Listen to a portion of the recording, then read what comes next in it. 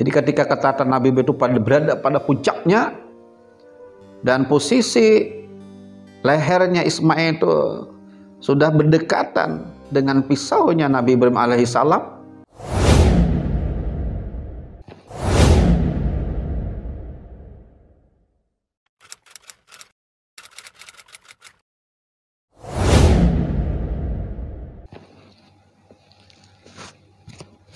Assalamualaikum warahmatullahi wabarakatuh. A'udzubillahi minasyaitonirrajim. Bismillahirrahmanirrahim. Alhamdulillah hamdan wa syukran lillah. Salatan wassalaman ala Rasulillah Sayyidina wa Maulana Muhammad ibni Abdillah. La haula wa la quwata illa billahil aliyil azim. Qala ta'ala fil Qur'anil Karim, a'udzubillahi minasyaitonir rajim. Allazi khalaqal mauta wal hayata liyabluwakum ayyukum ahsanu amala wa huwal azizul ghafur. Wa qala habibuna sallallahu alaihi wasallam, sayati 'alan nasi zamanun la yabqa minal islam illa ismuhu wa la minal qur'an illa rasmuhu. Sadaqallahul azim wa sadaqa rasuluhun nabil karim wa nahnu ala zalika minasyahidin wasyakirin alhamdulillahi rabbil alamin, amma ba'du. Para pemirsa, para jamaah, para pendengar, wabil khusus keluarga besar Yayasan Ihsanul Amal Alabiu Amuntai Kalimantan Selatan dan seluruh para pendengar dimanapun berada, alhamdulillah wa syukurillah. Mari kita kembali bersyukur kepada Allah Subhanahu wa Ta'ala yang telah menjadikan, menciptakan dan memberikan kesempatan kehidupan sampai saat ini, dan tentu kita berharap untuk hari-hari berikutnya dalam keadaan beriman, berakhlak, beramal soleh, sehingga kita jatah umur atau usia yang diberikan kita pergunakan dengan semaksimal mungkin beribadah kepada Allah dan memberikan manfaat yang sebanyak-banyaknya kepada manusia dan kepada makhluk yang lain. Kita bersyukur diberikan Allah keimanan yang kuat, diberikan oleh Allah akhlak yang baik, dan diberi kesempatan untuk hidup di dunia ini dalam rangka mempersiapkan kehidupan yang lebih baik, yakni di akhirat kelak. Salawat dan salam tercurah dan terlimpah keharibaan Nabi kita Nabi besar Muhammad sallallahu alaihi wasallam beserta seluruh kerabat, keluarga, sahabat, pengikutnya sampai kepada kita ila yaumil qiyamah. Pemirsa, para pendengar, wabil khusus kepada keluarga besar Yayasan Ihsanul Amal Alabiu Amuntai Provinsi Kalimantan Selatan. Pertama, kami mengucapkan terima kasih atas kesempatan yang diberikan untuk ikut serta berdakwah melalui media channel Yayasan Ihsanul Amal. Ini merupakan media yang tepat untuk berbagi pengetahuan, wawasan keislaman dan wawasan-wawasan yang lain dalam rangka meningkatkan keilmuan, wawasan, dan pada akhirnya menjadikan anak kita, generasi kita menjadi orang yang kuat imannya, luas wawasan keilmuannya, dan tentunya berakhlak yang mulia. Para pendengar yang kami hormati, pada saat ini kita akan sedikit membicarakan tentang refleksi Idul Adha di masa pandemi. Para pendengar yang kami hormati, insya Allah kalau tidak terjadi perubahan, tanggal 20 Juli 2021 atau hari Selasa atau 10 Zulhijjah, seluruh umat Islam di seluruh dunia akan merayakan hari raya besar, hari raya akbar, yakni Idul Adha. Ini merupakan hari besar Islam yang wajib kita rayakan, tapi tentunya yang lebih penting lagi adalah kita maknai seluruh perjalanan Idul Adha itu dengan begitu banyak cerita-cerita yang menarik di dalamnya. Tentunya ini bersumber dari Al-Quran dan hadis, agar menjadikan kepada kita mencontoh, menteladani apa itu perayaan Idul Adha dan apa isi ceritanya, apa hikmah yang bisa kita ambil, dan yang terpenting adalah merefleksi atau memahami, mentadaburi bahwa apa yang terjadi dalam kehidupan Nabi Ibrahim alaihissalam berdasarkan wahyu itu bisa kita jadikan teladan. Para pendengar yang kami hormati, Nabi Ibrahim alaihissalam di dalam Al-Quran banyak sekali disebut. Ini menunjukkan bahwa Nabi Ibrahim adalah Nabi kekasih Allah. Nah, oleh karena itu, mari kita jadikan Nabi Ibrahim sebagai teladan kehidupan, teladan pribadi, teladan berkeluarga, teladan bermasyarakat, teladan sebagai pemimpin, teladan sebagai orang tua, atau juga teladan sebagai seorang anak, agar kita memiliki pribadi keluarga yang sakinah, mawaddah, warahmah. Para pendengar yang kami hormati, yang pertama adalah bahwa Nabi Ibrahim alaihissalam itu disebut juga dengan bapa dari para nabi dan rasul. Nah, kalau kita dulu belajar sejarah tarikh Islam pamannya, bicara tentang Nabi Ibrahim, biasanya pasti disebut dengan bapa para nabi dan rasul. Kenapa? Karena beliau punya anak 2 orang, karena istri beliau kan 2. Nah, satunya adalah Ismail alaihissalam yang nanti akan melahirkan keturunan termasuk Rasulullah SAW, dan Nabi Ishak ya, yang nanti akan melahirkan Nabi Yusuf, Bani Israel, dan seterusnya. Jadi inilah sebuah anugerah yang Allah berikan kepada Nabi Ibrahim sebagai seorang bapa, nabi dan rasul. Tapi perlu kita ingat juga para hadirin sekalian bahwa Nabi Ibrahim ini malah diabadikan nama beliau itu dalam sebuah doa pada saat kita membaca doa tahiyat.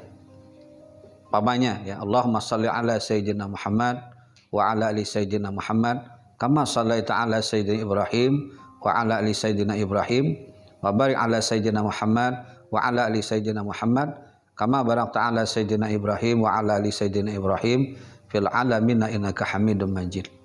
Ada 2 nama yang setiap kita salat kita sebut namanya, nama Rasulullah SAW dan nama Ibrahim alaihissalam. Ini artinya bahwa kedua tokoh sentral ini menjadikan inspirasi bagi kita, bukan hanya sekedar kita membaca namanya, tapi mengimaninya, menteladaninya dalam kehidupan kita sehari-hari. Para pemirsa yang kami hormati, Nabi Ibrahim juga disebut dengan Khalilullah. Apa Khalilullah itu? Kekasih Allah. Jadi Allah sangat kasih kepada Nabi Ibrahim alaihissalam. Kenapa? Karena Nabi Ibrahim ini punya jenjang sejarah yang sangat panjang sekali. Pertama adalah dalam menegakkan kalimat tauhid, keimanan kepada Allah. Masih ingat kita cerita ketika Nabi Ibrahim merobohkan patung ya, yang waktu itu rajanya Namrus, yang menjadi sesembahan masyarakat pada waktu itu. Nabi Ibrahim orang yang pemuda waktu itu yang kuat imannya, berani berbeda dengan adat istiadat pada waktu itu. Dia mendapatkan wahyu, dia mendapatkan perintah sebagai seorang nabi dan rasul. Ibrahim berani menegakkan tauhid di tengah masyarakat yang syirik kepada Allah. Kita bisa membayangkan bagaimana perjuangan Ibrahim alaihissalam. Ya, kami tahu bahwa masyarakat pemirsa mungkin sudah banyak tahu tentang cerita ini, tapi kami kira ini perlu kita ulang sedikit. Ya, bagaimana Nabi Ibrahim merobohkan patung-patung yang lain dan meninggalkan satu patung yang besar. Kemudian dikalungkannya kapak itu kepada patung yang tersisa tadi. Ini kan menarik, terjadilah dialog. Seakan-akan Nabi Ibrahim ini mengajak kepada masyarakat, termasuk rajanya waktu itu, Namrus itu, ya, seakan-akan memberikan pelajaran kepada kita bahwa ketika dirobohkan semua oleh Nabi Ibrahim alaihissalam, tersisa satu, datanglah Namrus. Setelah dia berburu, apa yang terjadi? Dialog. Nah, dialog ini yang luar biasa harus kita maknai. Ya, ketika ditanya, kenapa Ibrahim semua ini roboh semua. Nabi Ibrahim dengan santai menjawab, kenapa tanya kepada saya? Tanyalah kepada Tuhanmu. Dan dia sedang mengalungkan kapaknya. Apa kata raja atau masyarakat pada waktu itu? Mana bisa kami berbicara dengan patung yang tidak bisa berbicara, tidak bisa bermanfaat. Kata Nabi Ibrahim, sudah tahu tidak bisa memberikan manfaat, tidak bisa bicara, kenapa Anda sembah? Ini kan merupakan pukulan kepada batin manusia yang coba-coba ingin syirik kepada Allah Subhanahu. Kita logika saja tidak bisa menerjemahkan. Pada saat itu Nabi Ibrahim tampil sebagai pemuda yang kuat imannya. Ini catatan sejarah yang tidak bisa kita lupakan. Nah, kalau kita bandingkan dengan sekarang ini, perlu kita ambil sebuah pelajaran bahwa akidah yang kuat, iman yang kuat, itu adalah fondasi kekuatan dasar dimanapun kita berada.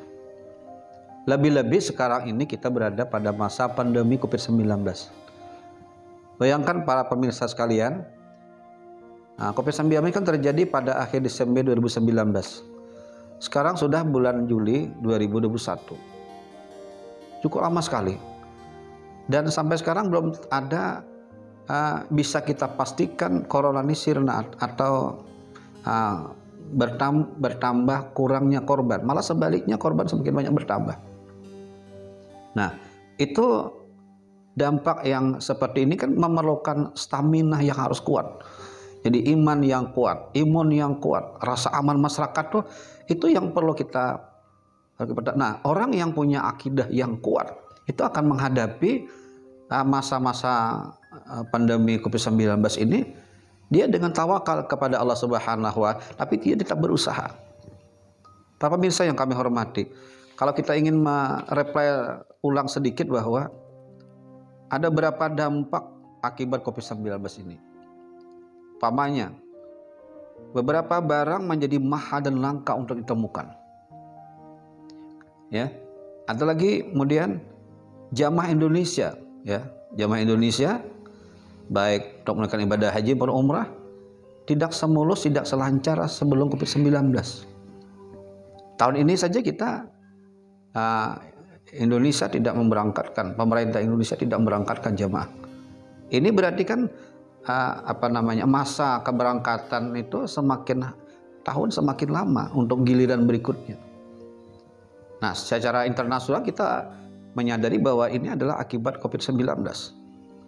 Kemudian lagi bagi para wisata rekreasi ini juga akan menurunkan kunjungan wisata. Ya, kan kita ketahui bahwa kunjungan wisata itu termasuk penyumbang ya devisa atau investasi yang luar biasa untuk membangun Indonesia. Nah, gara-gara COVID ini juga memperlambat ya, sehingga mengurangi kunjungan wisata. Atau bisa juga merusak tatanan ekonomi. Ya. Ya, kita memang tetap berjuang mentaati, itu kewajiban kita sebagai seorang anak bangsa, sebagai orang beragama, wajib kita mentaati. Pakai masker yang ini saya contohkan ini, ya, kita pakai masker, jaga jarak, menghindari kerumunan, ya, kemudian mencuci tangan, semua itu kita taati. Tetapi ketaatan itu harus kita awali dengan ketaatan individu, maka akan lahirlah ketaatan kelompok masyarakat. Nah, kalau ini kita ikuti, insya Allah perjuangan bangsa kita untuk mengusir bahasa kita corona ini bisa akan kita laksanakan dengan baik. Nah, kemudian lagi kita juga bisa merasakan bagaimana interaksi alami juga terhambat, atau intensitas tatap muka proses pembelajaran juga tidak selancar sebelum COVID-19. Ya, nah kita merasakan semua lembaga pendidikan tidak bisa melaksanakan kecuali harus melalui protokol kesehatan, termasuk yayasan amal ini juga. Nah, ini adalah merupakan hal yang harus kita sikapi dengan bijaksana. Nah, kalau kita belajar dari perjalanan sejarah keteladanan Nabi Ibrahim salam, kalau boleh kita petik beberapa poin penting. Yang pertama adalah ternyata kekuatan iman itu adalah fondasi awal. Orang yang beriman kepada Allah itu adalah orang yang taat kepada hukum agama dan kepada pemerintah. Ini yang menariknya. Lihat Nabi Ibrahim alaihissalam. Mohon maaf, ada nggak di antara kita kalau dapat perintah menyembelih anak umpamanya, berani nggak kita menyembelih anak? Ini kan memerlukan keyakinan yang luar biasa. Tapi Nabi Ibrahim dengan keyakinan yang begitu besar, beliau siap melaksanakan.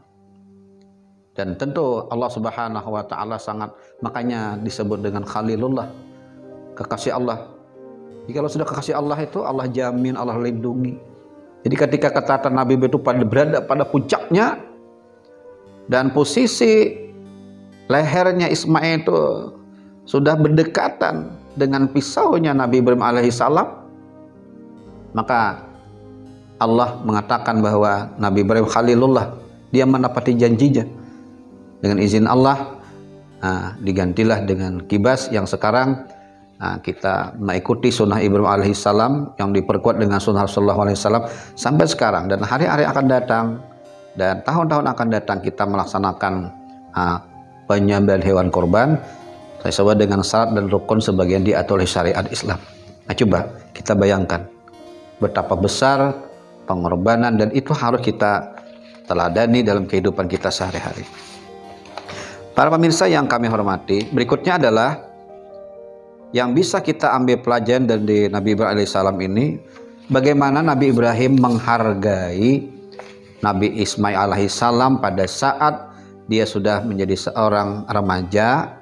Nah, remaja, kemudian pada waktu itu dapat sekian kali bermimpi, kemudian mimpi itu sudah dianggap benar, kemudian akan dilaksanakan. Tetap Nabi Ibrahim minta pendapat kepada anaknya Ismail. Tetapi yang namanya Nabi Ibrahim yang kekasih Allah dengan Ismail yang orang saleh, gayung bersambut. Ketika ditanya apa yang aku lakukan ini, maka dijawab, siap, siap ya Abi, siap ya Nabi Allah. Semua itu berjalan dengan baik. Yang kita ambil adalah demokrasinya itu, ya.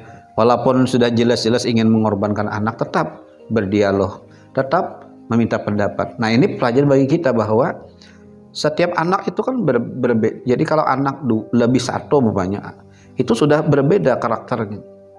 Ya, kita orang tua, anak kita di rumah itu satu dengan yang lain sudah berbeda karakternya. Berarti berbeda juga cara kita menanganinya. Nah, lebih-lebih lembaga pendidikan. Dan saya kira Ihsanul Amal adalah lembaga yang konsisten di bidang pendidikan. Dan ulun yakin dan kami yakin juga diilhami oleh bagaimana cara mendidik Nabi Ibrahim alaihissalam. Dan kita lihat bagaimana perkembangan Ihsanul Amal yang setiap tahun berkembang begitu pesat. Dan mudah-mudahan ini menjadi inspirasi bagi kita agar mendidik anak itu tidak pernah berhenti.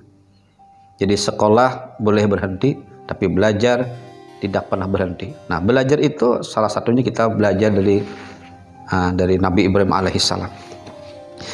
Yang terakhir adalah para pemirsa yang kami hormati, yang bisa kita ambil pelajaran Nabi Ibrahim alaihissalam bahwa beliau memikirkan masa depan anak dan masa depan kesejahteraan. Contoh yang sangat ringkas sekali, pada saat Nabi Ibrahim menghantarkan istrinya Siti Hajar dan Ismail kecil. Masih ingat para pemirsa? Inilah cikal bakal Allah wajibkan kita melakukan ibadah haji. Jadi napak tilas haji itu sebenarnya adalah napak tilasnya perjalanan Nabi Ibrahim serta keluarga. Nah, kita lihat bagaimana Nabi Ibrahim menghantarkan di tengah gurun pasir, padang pasir yang tidak ada berpenghuni. Pasir yang begitu luas, kalau malam kedinginan, siang begitu panas. Nabi Ibrahim meninggalkan anaknya, istrinya di tengah padang pasir karena itu perintah Allah. Ketika ditanya oleh istrinya Siti Hajar, "Wahai Ibrahim, atas dasar apa engkau menghantarkan kami ke sini?" Ibrahim menjawab, "Itu karena perintah Allah." Begitu mantapnya Siti Hajar memberikan jawab, "Kalau itu perintah Allah, tinggalkanlah kami Ibrahim. Kami bergantung kepada Allah Subhanahu wa ta'ala."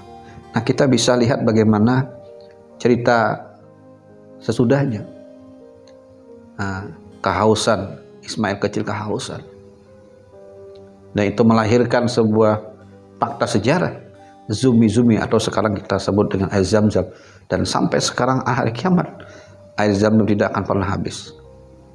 Siti Hajar dalam keadaan tidak punya apa-apa, dengan izin Allah membangun kota Mekah yang tidak ada berpenghuni sampai sedikit demi sedikit, tahun berganti tahun sampai sekarang ini. Bahwa kota Mekah adalah merupakan kota yang paling sibuk, kota yang bersejarah, dan kota yang melahirkan umat manusia bisa melaksanakan ibadah haji. Jadi kalau kita buka seluruh identitas sejarah Nabi Muhammad SAW, memang tidak cukup waktu untuk kita menceritakan. Tapi dengan waktu yang singkat ini kami yakin bahwa refleksi atau renungan mengambil hikmah agar kita bisa mencontoh kehidupan Nabi Ibrahim, saya kira hari ini adalah waktu yang tepat. Dan semoga dengan kita menteladani Nabi Ibrahim, Nabi Ismail, dan Siti Hajar dan keluarga besar ini, kita menjadi hamba yang pandai bersyukur. Kalau kita sebagai orang tua, maka jadilah orang tua yang baik. Kalau kita sebagai anak, jadilah anak yang baik. Kalau kita sebagai pemimpin, jadilah pemimpin yang baik. Kalau kita sebagai panutan, maka jadilah orang yang menjadi teladan dimanapun kita berada. Itulah Nabi Ibrahim alaihissalam, dan mari kita jadikan contoh kapanpun, dimanapun. Saya kira ini beberapa catatan penting dalam rangka kita menyambut Hari Raya Idul Adha 1442 Hijriah, dan semoga kita bisa melaksanakan kegiatan-kegiatan keagamaan yang kuat, termasuk salat Idul Adha, nanti juga menyembelih hewan kurban. Terima kasih kepada Yayasan Ihsanul Amal beserta seluruh pimpinan, para dewan guru, dan siapapun yang ikut mensukseskan kegiatan ini. Semoga kita semua mendapat barakah dari Allah Subhanahu wa taala. Demikian, wallahul muwaffiq ila aqwamit thoriq, wabillahi taufiq wal hidayah wa ridha wal inayah. Wassalamualaikum warahmatullahi wabarakatuh.